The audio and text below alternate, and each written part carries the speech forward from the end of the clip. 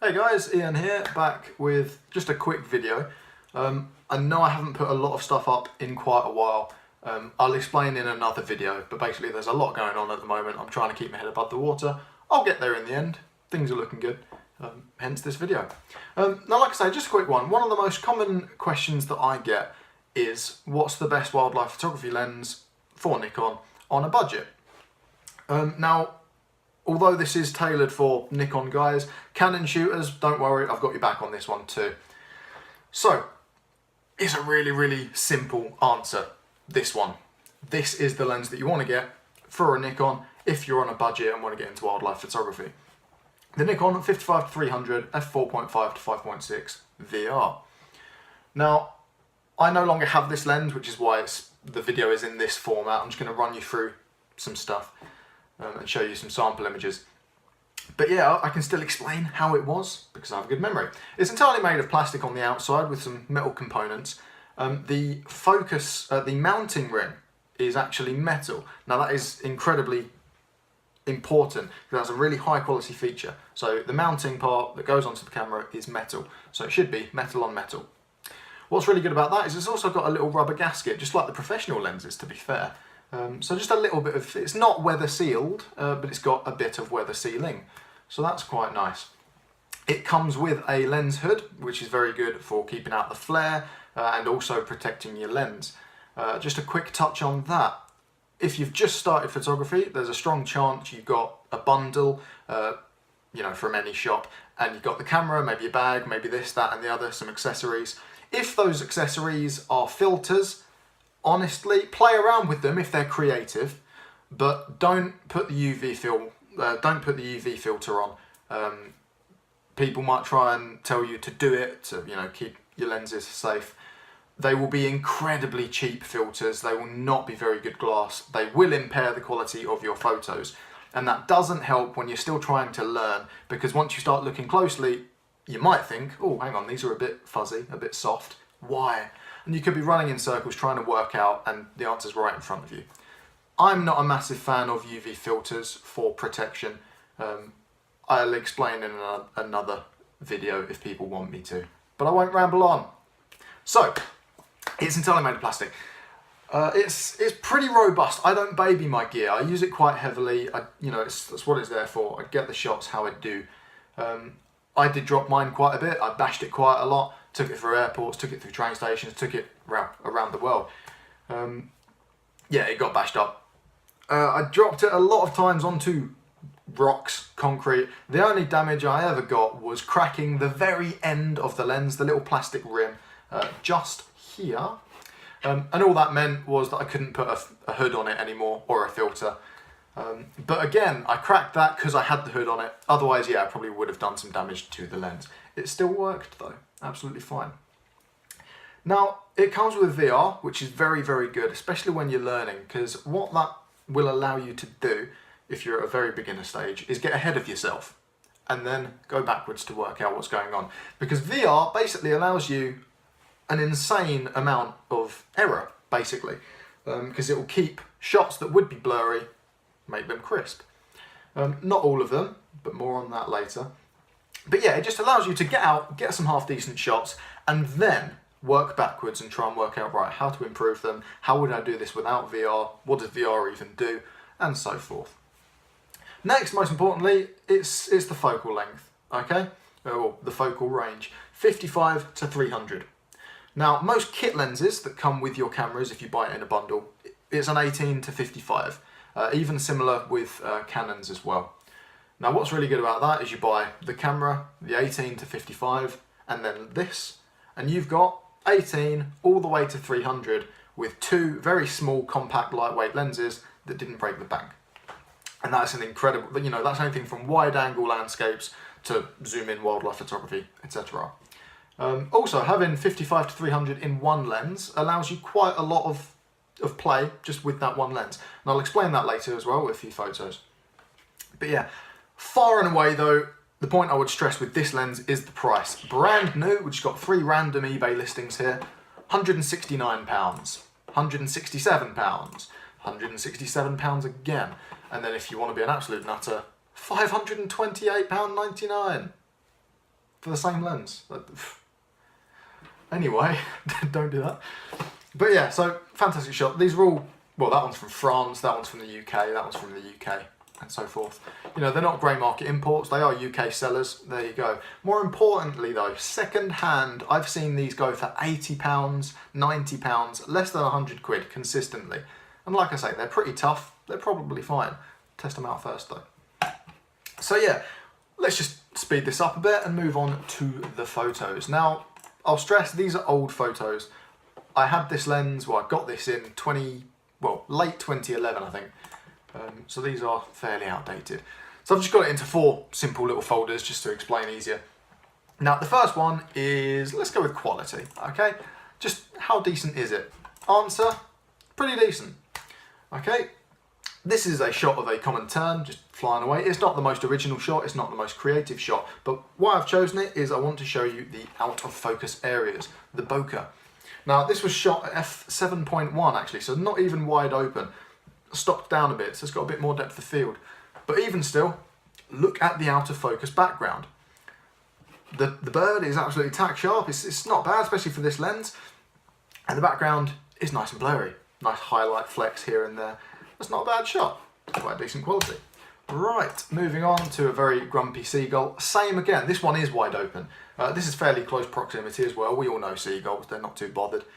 So here we go, pretty decent colours. I think I've edited this slightly, although I can't remember because the EXIF data's gone. But yeah, pretty tack sharp, it's not bad, especially for the money. And the background is blurry. And that allows you straight away, if you're a beginner trying to learn, it allows you to experiment with depth of field on a different scale. So you can do it with your kit lens, and now you can do it with a telephoto lens.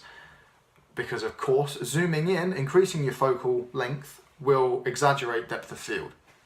So you'll get an even shallower depth of field at 300mm than you would at 55mm.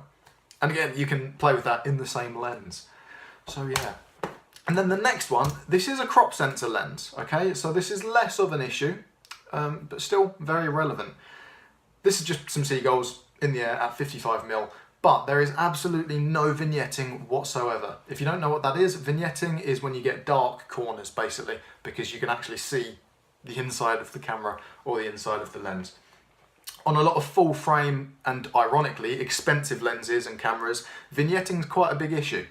When I did the review on the big 150-600 Sigma lens, that vignette's quite a lot on a full frame camera. And that's sort of £1,000 onwards. Again. Now, touching on that, I'll go with reach. This is a 300mm, I just mentioned a 600mm. How are you going to possibly compete with people? Easily. 300mm, especially on a crop sensor camera, is more than enough to get into wildlife photography. Now, I've got a full frame camera, which actually sees not as far as a crop sensor. If you don't understand what I mean by crop sensor and full frame, just drop a comment below and I'm sure someone will help you out if I don't get there in time. But yeah, so my go-to workhorse is a 300 f4 prime. It's more than enough just walking around getting some shots. I've got some fantastic shots with that and I'm very happy with it. And that's on a full frame. So 300mm on a crop sensor, again, it's more than enough. To prove that to you, here are some shots that, again, quality isn't important with these shots. What's important is what they are and what it means. So here is a rat. We all know how timid rats are. This is a rat, it's clocked me. But this was in my garden years and years ago. And with this 55mm lens, I managed to get close enough to get this shot. I mean, again, ignoring the quality, it's not exactly bad. But you know, more than close enough. In fact, it's probably too close, because if you want to get that a bit of a creative crop, you're gonna want more space. But moving on, here is a Muntjac deer. Any deer, especially these guys, are incredibly timid, incredibly aware. And again, I managed to get a shot this close.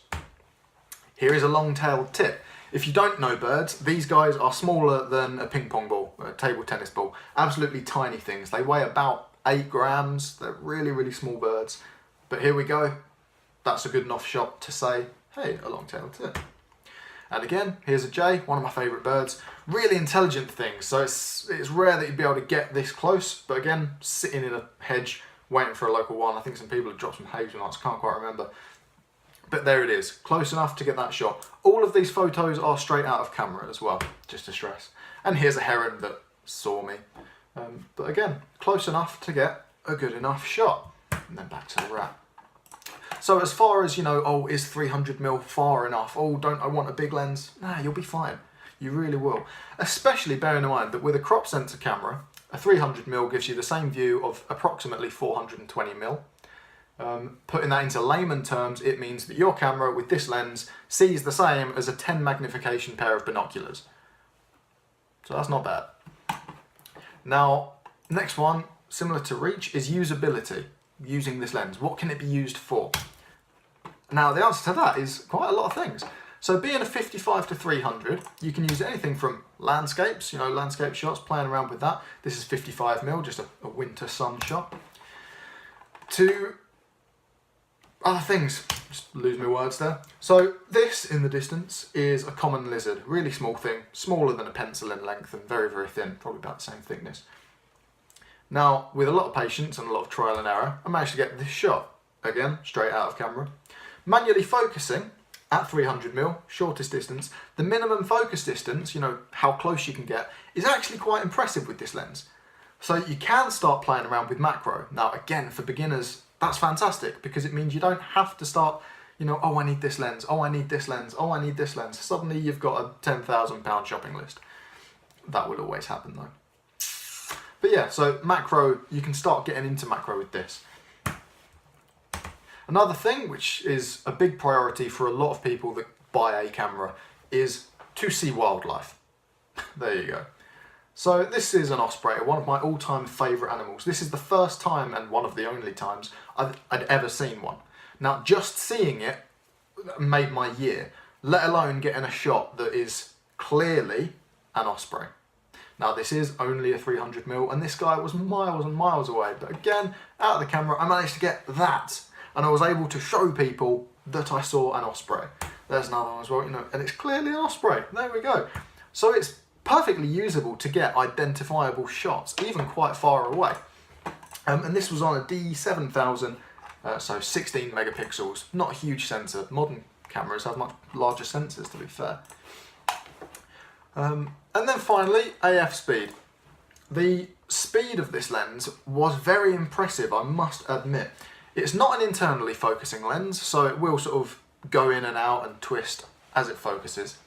But this is a sparrowhawk. Again, we're ignoring quality here. Sparrowhawks are very fast, very unpredictable, very hard to photograph. I was walking along with my camera, saw it in a tree, and it started flying away. Up went the camera, you know, panic mode, take some photos, and it clocked it. It locked on. That's not bad. I took about 4 photos and 2 of them were in focus. This is probably the best one. But it's quick enough. So yeah, just to try and sort of summarise it, this is the second time I've recorded this video because I did it wrong the first time. Just trying to keep this nice and quick and simple. What is the best budget lens for wildlife photography on a Nikon? It is the 55-300 VR. Job done. Nice and simple. Yeah, you've got competitors from Tamron and Sigma. They might be a little bit cheaper, but they're just not as good. They really are not as good. You can probably get this lens in bundles as well. Now, Canon users, don't worry. The Canon 70-250 is basically everything that I've said with the word Canon on it. Slightly less reach being a 250, but again, it's more than enough to start getting into things. And again, your technique and fieldcraft is more important than how big your lens is. That's very, very accurate. So yeah, fantastic lens. So the 55-300 for Nikon, or the 70-250, or the 70-300, but I think that's a bit more expensive for Canons. But I digress. So yeah, hopefully that'll just help you out a bit. Knowing me, this will still end up being a 10-minute video. I just ramble on way too much. But yeah, apologies that I haven't been around lately. There's been a lot going on, as I may have already said. But I'm starting to get on top of it now. I'm really trying to get more stuff online and much better quality than this. This is just a quick little video for a lens that I don't physically have anymore. So I'm going to get a few more reviews done shortly. Also, big shout out to you all. Thank you. I've got almost 600 subscribers. That's amazing. I'm going to try and build on that as soon as I can. But thanks to each and every one of you. And also the Sigma 150-600 review has almost reached 100,000 views, which is taking me completely by storm. And that's fantastic. I'm glad that I'm helping people out. If you've got any requests and things for photography videos, not reviews as such, but you know, if you want me to do a video on, you know, how things work, etc., just drop me a comment below. I'll try and get in touch. If you've got any questions, do the same. If I don't get in touch with you, someone else probably will. But yeah, in the meantime, feel free to check out my Facebook page and Instagram and all that good stuff. And make sure you hit subscribe, because that keeps me going. But yeah, again, everything's pretty much stale at the moment, but you can see old stuff on Facebook and so on. But yeah, bear with me guys, I'm going to try and get some stuff going fairly soon. But until next time, take care, I'll see you soon. Cheers guys.